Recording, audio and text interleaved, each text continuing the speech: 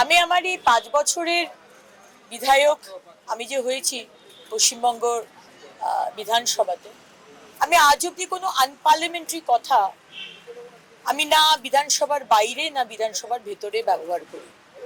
আমি যে কথাগুলো আজকে বলেছি সেটা আমি উইথড্র করব না, কারণ কি আমি মনে করি আমি কোনো অন্যায় কথা বলিনি। এবার আমি কি কথা বলেছি সেটা আপনাদের সামনে তুলে ধরি। আজকে বাজেট নিয়ে ডিসকাশন হচ্ছিল এবং আমার অনেকগুলো কথার মধ্যে আমি এটা বলি যে সংখ্যালঘু এবং মাদ্রাসার দপ্তরে আপনারা প্রচুর টাকার প্রায় 5,000-এর ওপর লক্ষ কোটি টাকার আপনারা বরাদ্দ দিয়েছেন। কিন্তু আপনি বলুন যে এই সরকার, এই তৃণমূল সরকার আজকে মাদ্রাসা থেকে এই যে বরাদ্দ দেওয়া হচ্ছে এটা কি শিক্ষার জন্য দেওয়া হচ্ছে নাকি অনুপ্রবেশকারীদের একটা আড়াল করে মদত করার বন্দোবস্ত করা হচ্ছে? কেন আপনি বলবেন? কারণ আমার প্রশ্ন, এই মাদ্রাসা থেকে যারা স্টুডেন্টসরা গ্রাজুয়েট হয়ে বেরোচ্ছে তারা কি doctor, engineer, IAS, IFS, IRS কি বড় বড় অফিসার্স, ডব্লিউবিসিএস কি সায়েন্টিস্ট হচ্ছে? কি হচ্ছে না। কারণ কি এই সরকার এই সংখ্যালঘু সম্প্রদায়ের বাচ্চাদেরকে ভুল বুঝিয়ে নন সায়েন্টিফিক, নন মডার্ন এডুকেশন দিয়ে তাদেরকে ক্রিমিনাল বানাবার চেষ্টা করছে।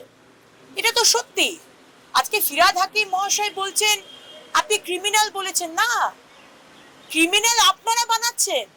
আপনার সরকার মমতা ব্যানার্জি, আপনারা ভোট ব্যাংকের জন্য, নিজস্ব পলিটিক্যাল এজেন্ডার জন্য আপনারা সংখ্যালঘু ভাই বোনকে মডার্ন এডুকেশন দিচ্ছেন না, তাদেরকে ইঞ্জিনিয়ার, ডাক্তার, আইএএস, আইএফএস বানাচ্ছেন না, তাদের হাতে বন্দুক দিচ্ছেন, বারুদ দিচ্ছেন, পিস্তল দিচ্ছেন, তাদেরকে ক্রিমিনাল তৈরি করছেন। এটা তো আমি কোনো ভুল বলিনি। উনি বলছেন, ফিরহাদ হাকিম মহাশয় বলছেন আপনি কি জানেন আপনারা বিতৃষ্ণা করেন মুসলমানদের? আপনি কি জানেন যে আমাদের স্বাধীনতার সংগ্রামে আমাদের কি অবদান? জানি ফিরহাদ হাকিম মহাশয় আপনার মতো অতটা শিক্ষিত নই, কিন্তু কিছুটা শিক্ষা তো আছে।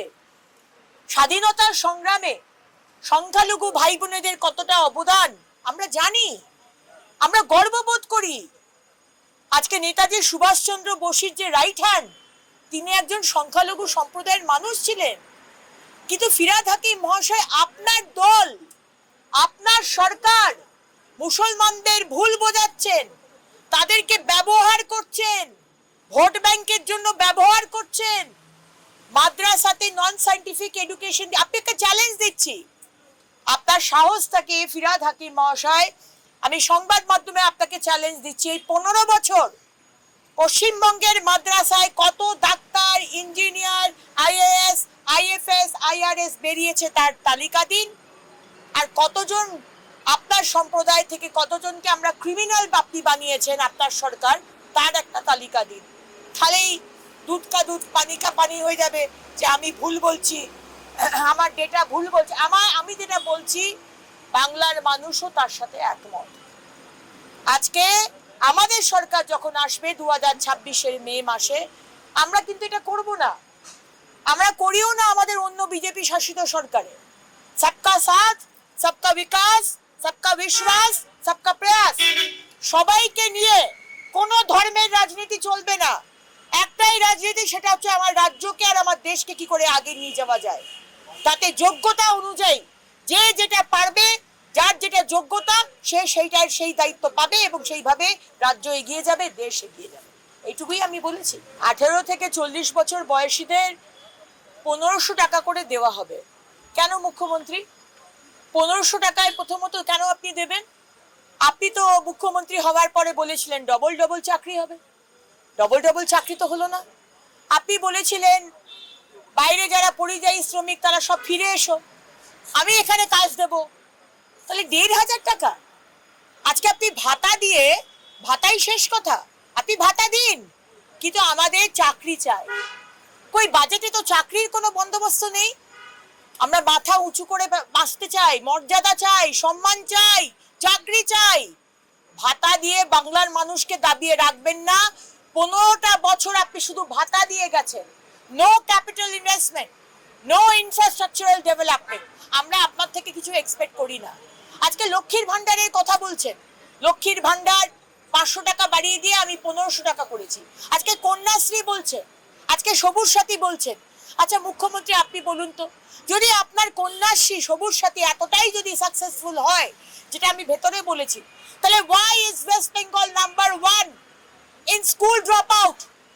সব থেকে বেশি স্কুল থেকে স্কুল ছেড়ে দেয় ক্লাস 10 এর আগে সব থেকে বেশি পশ্চিমবঙ্গ। কেন? আজকে সব থেকে বেশি টিনেজ প্রেগন্যান্সি 19-20 বছরের মধ্যে তারা প্রেগনেন্ট হয়ে যাচ্ছে। কেন? সব থেকে we are number 1 in women trafficking. কেন? কারণ আপনারা শুধু এই ভাতা দিয়ে মানুষকে বোকা বানাবার আরেকটা চেষ্টা, কিন্তু ভেতরে যে আসল 8,000 স্কুল বন্ধ। আপনি সবুজ সাথী সাইকেল দিলে বাচ্চারা যাবে কোথায়? স্কুল তো বন্ধ। তাই আপনার আর আপনার সরকারের থেকে কোনো এক্সপেকটেশন নেই। 2026-এ মোদী সরকার আসবে মাথা উঁচু করে। বাংলার মানুষ কি হিন্দু, কি মুসলমান, কি খ্রিস্টান, কি শিখ, কি জৈন, বুদ্ধিস্ট, সবাই মাথা উঁচু করে বাঁচবে। উন্নয়নের জন্য কাজ হবে, ধর্মের জন্য নয়। তৃণমূল সরকার, মমতা ব্যানার্জির সরকার, আপনারা তোষণের রাজনীতি করেন, সারা পৃথিবী জানে। আজকে মুর্শিদাবাদে বেলডাঙ্গাতে রাস্তা অবরোধ করে আজকে অ্যান্টি সোশ্যালসরা তারা যে ল অ্যান্ড অর্ডার ব্রেকডাউন করলো, আপনার ভাই। আজকে ঝাড়খণ্ডে আমাদের সরকার নেই, মমতা ব্যানার্জি আপনার কাছের ভাইয়ের সরকার। তারা বললো না, এসআইআর এ তার মৃত্যু হয়নি, সে সুইসাইড করেছে। আপনি নিন্দা করেছেন? আপনি আপনার পুলিশকে বলেছেন, যারা দাঁড়িয়ে দাঁড়িয়ে দেখেছে সেদিনকে হাজার হাজার মানুষের যে অসুবিধাটা হলো রাস্তায় দাঁড়িয়ে, তার কৈফিয়ত কে দেবে? আপনি কি বললেন? ও তো শুক্রবার ছিল, ওটা একটা ওই দিনের সেন্টিমেন্ট ওনাদের কাছে। সুতরাং তোষণের রাজনীতি অনেক হয়েছে মমতা ব্যানার্জি। 15 বছরের আপনি যে অন্যায় করেছেন, কি হিন্দু, কি মুসলমান, কি শিখ, কি খ্রিস্টান, ধর্মের রাজনীতি আর চলবে না। 2026-এ বিজেপির সরকার আসবে, এখন একটাই উন্নয়নের সরকার। সম্মানীয় মন্ত্রী এবং মেয়র, বললাম তো বারবার লোককে ঠকানো যায়, সববার ঠকানো যায় না। আমার যে বক্তব্য সেটা রেকর্ডেড আছে, সেটা দেখে নেওয়া যাবে।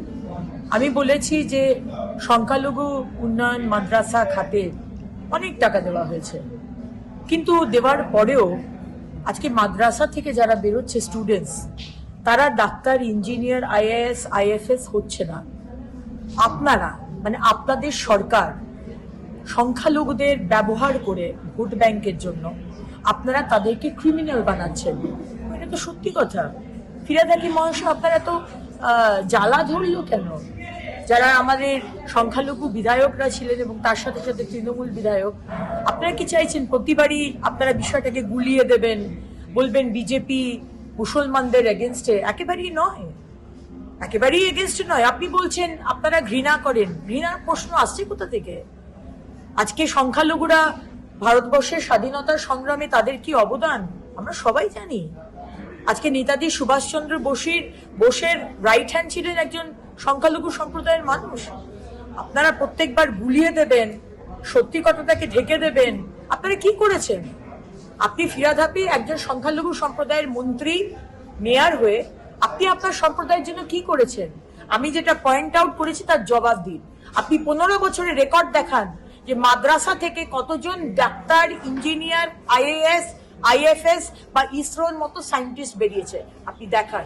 আর কতজন আজকে সংখ্যালঘু সম্প্রদায়ের মানুষ ধরা পড়েছে ইললিগাল কাজ বা সমাজ বিরোধী কাজে, কারণ আপনারা তাদের হাতে আপনাদের ইলেকশন রাজনীতির বেনিফিটের জন্য আপনারা ভোট ব্যাংকের জন্য শুধু সংখ্যালঘুদের ব্যবহার করেন। আমরা কিন্তু সেটা করি না। সবকা সাথ, সবকা বিকাশ, সবকা বিশ্বাস, সবকা প্রয়াস। যখন আবাসের লাইনে বা উজ্জ্বলা গ্যাসের লাইনে কেউ দাঁড়ায়, তখন জিজ্ঞেস করা হয় না যে তুমি হিন্দু না মুসলমান না জৈন না শিখ। ওটা আপনারা ধর্ম নিয়ে রাজনীতি করেন। সত্যি কথাটা বেরোবার সময় এসে গেছে। আজকে সেই কথাটাই বিধানসভায় বলেছে।